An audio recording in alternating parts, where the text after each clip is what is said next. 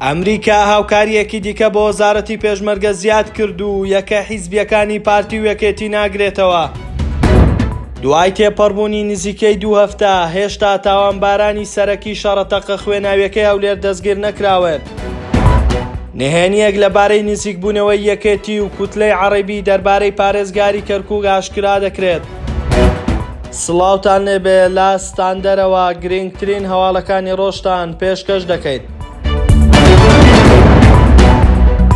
وەزارەتی پێشمەرگەی حکوومەتی هەرێم ڕاگەیاند لە مەولاجگە لەو موچەی مانگانە هێزەکانی پێشمەرگە وەری دەگرن هاوکاری دارایی ئەمریکا دەدرێت بە پێشمەرگە. وەزارەتی پێشمەرگەی حکوومەتی هەرێم بڵاوی کردەوە لە چوارچێوەیە و پشتیوانیە داراییەکە لەلایەن هێزەکانی هاوپەیمانان بۆ هێزی پێشمەرگە دابین دەکرێت. بڕیار درا کە ڕۆژی دووشەممە 24 حوزەیرانی 2024 دەست بە دابەشکردنی هاوکاری مانگی 5 بکرێت. هەروەها وەزارەتی پێشمەرگە ڕایگەیاندووە ئەم بڕەپارەیە لێرە بەدواوەوە هاوکاری دەدرێت بە هێزی پێشمەرگە و هیچ پەیوەندیەکی بە موچەوە نییە. ئەو هەنگاوە لە کاتێکدایە هاوکاریەکان یەکەکانی 70 و 80 یەکێتی و پارتی ناگرێتەوە. ئەمریکا ئامادە نییە هیچ هاوکاریەکیان پێشکەش بکات.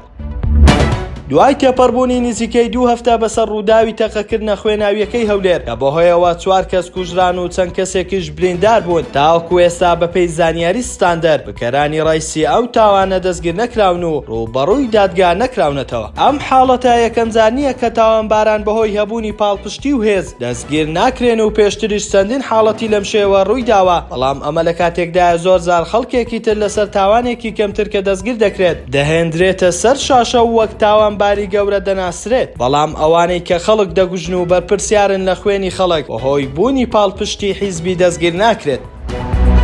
ئەحمەد ڕەمزی ئەندامی ئەنجومەنی پارێزگای کەرکووک لەسەر لیستی بەرەی تورکمانی ئاشکرای کردووە کە یەکێتی بە پێشنیازی دەستا و دەستکردنی پۆستی پارێزگار لە نێوان ئەو و پێکهاتەی عەرەب ڕازی بووە، بەڵام هێشتا پێکهاتەی عەرەبی لەبەر ڕووگیریان بەرامبەر هاوپەیمانی تورکمانەکانیان هێشتا وەڵامی یەکێتیان نەداوەتەوە. ڕەمزی لە لێدوانێکدا بە پێگەی تۆڕی هەواڵی عێراقی INN ڕاگەیاندووە دۆخی سیاسی کەرکووک هێشتا ئاڵۆزە و عەرەبەکان ئەگەر لەگەڵ یەکێتی لەسەر دەستا و دەستکردنی پۆستی پارێزگاری کەرکووک ڕێک بکەون ئەوە لە بەرامبەر هاوپەیمانە تورکمانەکانیان تووشی ڕووگیری دەبن. ناوبراو دەژڵێت یەکێتی نیشتیمانی کوردستان بە پێشنیازی ئالوگۆڕی پۆستی پارێزگاری کەرکووک لە نێوان هەردوو پێکهاتەی عەرەب و کوردی ڕازی بووە بە شێوەیەک پۆستەکە بۆ ماوەی 2 ساڵ لای هەر یەکێکیان بێت.